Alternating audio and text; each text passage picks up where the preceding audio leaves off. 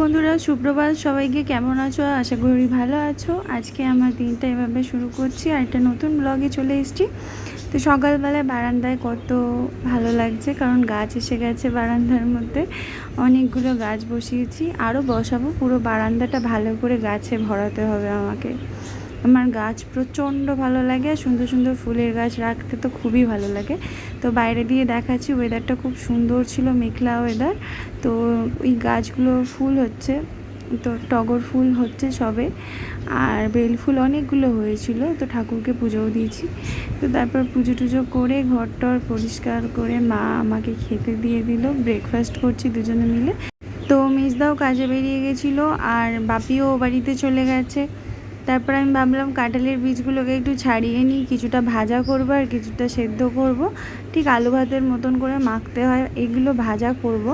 সরু সরু করে কুচিয়ে নিচ্ছে, আর এগুলোকে সেদ্ধ করতে হবে। বেশি কিছু না, সেদ্ধ করে আলু ভাতে যেমন পেঁয়াজ লঙ্কা দিয়ে ভাজে ওরকমভাবে ভাজতে হয়।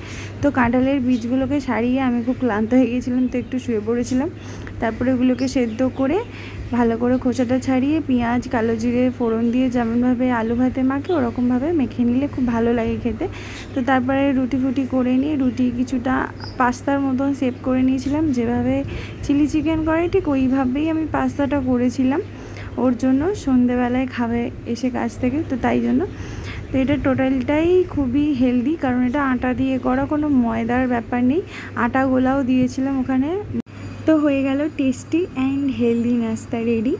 যাই হোক, এরপর মাকে বললাম মা কাঁঠাল আছে ফ্রিজে, একটু খাই বসে। তো মা আর আমি খেতে খেতে এত হাসছি কেন জানো? কারণ হচ্ছে ক্যামেরাটা অন করে বসে আছি। মা এরকমভাবে কখনো খাইনি। তো ফোনের দিকে তাকিয়ে খেতে খেতে মা হেসে ফেলছে, আর মায়ের জন্য আমিও হেসে ফেলছিলাম। এভাবেই হাসাহাসি করে খেয়ে নিলাম। খাওয়া দাওয়া করার পর তারপর বাপি এলো আম টাম নিয়ে। আমরা আম নিয়ে এসেছিলো চাটনি করবে বলে একসাথে।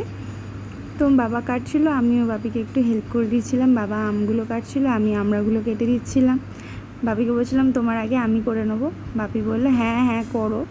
তো দেখি বাবার আগে আমারই হয়ে গেছিলো। তারপরে এই যে এতগুলো আমড়া আর আম কাটা হয়েছে। তো তারপরে পান পাতা নিয়ে বসে পড়লো বাবা পানগুলো কাটার জন্য। আমিও সেভ করে কেটে কেটে দিলাম। দিয়ে বাপি চান টান করতে গেছিলো। বাপি বললো ওকে খেতে দিয়ে দাও। তো আমি খেতে বসে পড়েছিলাম, কারণ অনেকটা লেট করে খাওয়া আমার হ্যাবিট না। বাপি মা 3টে করেও খায়, কিন্তু আমার 2টোর মধ্যে খাওয়া হয়ে যেত আগে, সেই কারণে আমি খেতে বসে পড়েছিলাম। মা খাবার বেড়ে দিচ্ছিল। মা বলছিলো একটু আইটেমগুলো দেখা, কী কী রান্না করেছি। তো এতগুলো আইটেম দেখাতে গেলে লেন্দি ভিডিও হয়ে যাবে আমার। তো অনেক কিছুই মা করে, আমিও করি রান্না।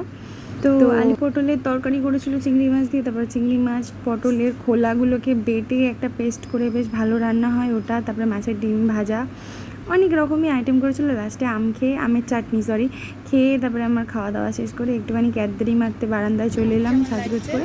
তারপরে ওই যে সন্ধ্যেবেলাও আসার পর পাস্তাটা দিয়েছিলাম, খেয়ে খুব ভালো লেগেছে।